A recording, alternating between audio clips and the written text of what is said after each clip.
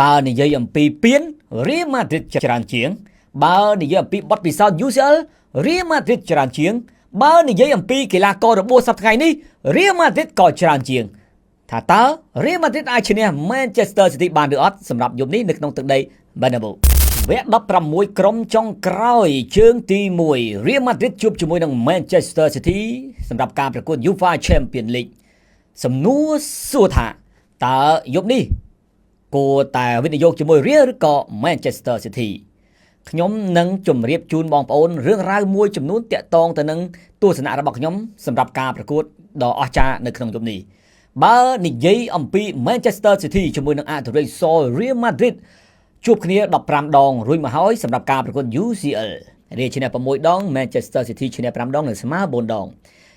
បើនិយាយអំពីកម្លាំងវិញគឺប្រហាក់ប្រហែលគ្នាប៉ុន្តែអ្វីដែលយើងគួរចាប់អារម្មណ៍គឺ Real តែងតែញោមញីទៅដល់របួស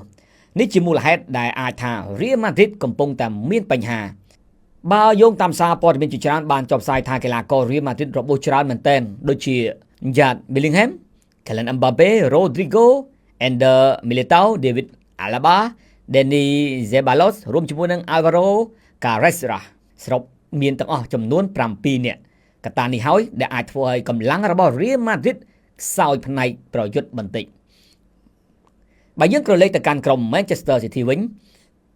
បញ្ហារបួសកីឡាករគឺនៅតែមានក៏ប៉ុន្តែមានមកដល់ Real Madrid ទេ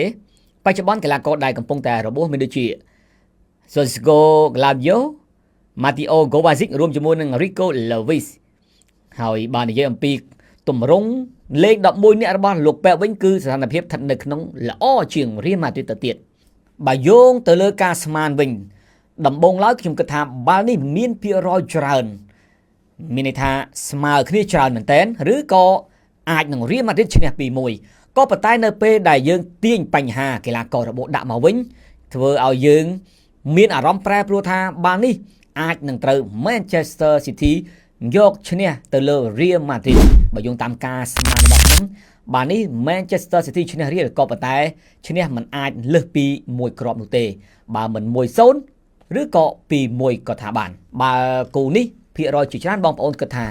អាចនឹង over ប៉ុន្តែសម្រាប់ខ្ញុំបាល់នេះសុទ្ធទៅវិញទៅមកមិនអាចលើសគ្នា3គ្រាប់នោះទេចុះបងប្អូនយល់យ៉ាងម៉េចដែរ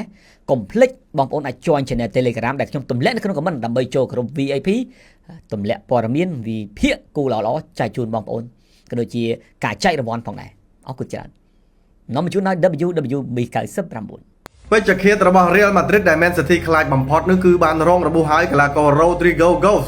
ដែលតែងតែសុទ្ធបញ្ចូលទីលើ Man City ជារឿយៗឲ្យតែជួបគ្នាជាមួយនឹង Real Madrid ហើយអ្វីដែលសំខាន់ Rodrigo គឺជាកីឡាករដែលសុទ្ធបញ្ចូលទីលើ Man City ច្រើនជាងគេបំផុតនៅក្នុងនាមជាកីឡាករ Real Madrid បច្ចុប្បន្នគឺ5គ្រាប់ហើយអ្នកដែលសុទ្ធលើស Rodrigo នៅក្នុងប្រវត្តិសាស្ត្រនៃការជួបគ្នារវាងក្រុមទាំងពីរគឺ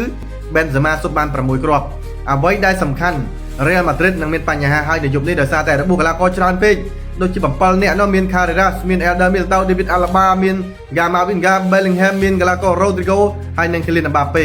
ការជួបគ្នានៅជើងទី1កន្លងទៅយើងឃើញថា Man City បានស៊ីក្រុមបាល់ទាត់ Real Madrid បាទមែនជើងទី1អធិស្ឋាននៅក្នុងការប្រកួត League Stage កន្លងទៅគឺបានឈ្នះ Real Madrid 2-1 នៅក្នុងដី Estadio Santiago Bernabeu ក៏ប៉ុន្តែឥឡូវនេះជួបគ្នាមួយសារទៀតហើយគឺក្នុងវគ្គ16ក្រុមចុងក្រោយអញ្ចឹងត្រូវចាប់ឆ្នោតជួបគ្នាហើយ Man City ត្រូវលេងនៅលើទឹកដីរបស់ Real Madrid មុនជើងទី2នឹងត្រឡប់ទៅទឹកដីរបស់ក្រុមបាល់ទាត់ Manchester City វិញក៏ប៉ុន្តែអ្វីដែលសំខាន់នោះគឺថា Real អាចនឹងពិបាកនៅក្នុងការប្រជែងមួយ Man City នៅក្នុងរដូវកាលនេះដោយសារតែកីឡាកររបស់ពួកគេរបួសច្រើនពេកហើយ Man City កីឡាករដែលរបួសគឺចាប់ដាំត្រឡប់មកវិញហើយ respawn បានមកល្អប្រសើរឡើងវិញអញ្ចឹងអ្នកដែលនៅរបួសនោះមានតែ Mateo Kovacic មួយនឹង Josko Guardiola ក៏ប៉ុន្តែ Man City បាទ Real Madrid របួសចង់ទាំងអស់ហើយអ្វីដែលសំខាន់គឺថាប្រវត្តិនៃការជួបគ្នាគឺដល់ទៅ16លើក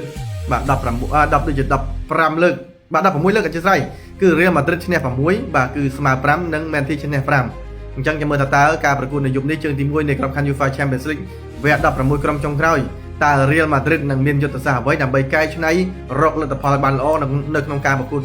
ជើងទី1នៅក្នុងដីខ្លួនឯងហើយនឹងធ្វើយ៉ាងណាឲ្យពួកគេអាចឡើងទៅកាន់ការប្រកួតវគ្គ8ក្រុមចុងក្រោយបានចឹងមកថា Real ឆ្នាំនេះមិនមែន Real on ទេហេតុអីបាន Real មានកីឡាកររបួសច្រើនគឺដោយសារ Real ជួបកីឡាករជើងក្រុមជើងខ្លាំងតាំងពីក្នុងវគ្គ League Stage ម្លេះជួបសកលធ្ងន់ហ្មងបាទជួប Liverpool Man City មកធ្វើការ work hard ហ្មងអញ្ចឹងហើយបានធ្វើឲ្យ Real Madrid កាន់តែយ៉ាប់យឺននៅពេលដែលចូលមកដល់វគ្គនេះជួប Man City ទៀត គឺកាន់តែធ្ងន់ទៀតដែរបាទអញ្ចឹងការចាប់លិចស្ទេចាប់គូនឹងសំខាន់ណាស់បើប៉ះក្រុមខ្សោយល្មមកីឡាករអាចមានពេលសម្រាប់អត់ទៅធ្វើការងារធ្ងន់ប៉ុន្តែបើសិនជាជប់ជើងខ្លាំងគឺត្រូវធ្វើការវឹកហាត់ហ្មងអញ្ចឹងអត់មានបីច្រើនបងប្អូនយើងមានតែចាំមើលការប្រកួតជុំនេះក៏ប៉ុន្តែខ្ញុំគិតថាភាគរយដែលរៀលម៉ាឌ្រីតឈ្នះនោះគឺមិនច្រើនទេបាទមានភាគរយតិចមែនទែនហើយភាគរយស្មើនឹងចាញ់មែនទីគឺមានភាគរយច្រើនអញ្ចឹងបើទោះជាលទ្ធផលខ្ញុំអាចនិយាយបានថាយប់នេះប្រហែលជាអាច Manchester City ហូប Real Madrid 3-1 នេះជាអ្វីដែលខ្ញុំមើលឃើញថាMan City គេចាប់ដើមឡើងតម្រង់ហើយ Real Madrid មានបញ្ហាកន្លះក៏របួសតែបើកុំរបួសគីឡូនេះល្អលេងនឹងគ្នាសប្បាយលេងហ្មងសប្បាយមើលហ្មងចាំមានបីច្រើនបងប្អូននេះគ្រាន់តែការទូទាយទេបើសិនបើមានការលើលូខ្វះខាតក៏សូមអធិស្ឋានផងជួបគ្នានៅវីដេអូក្រោយ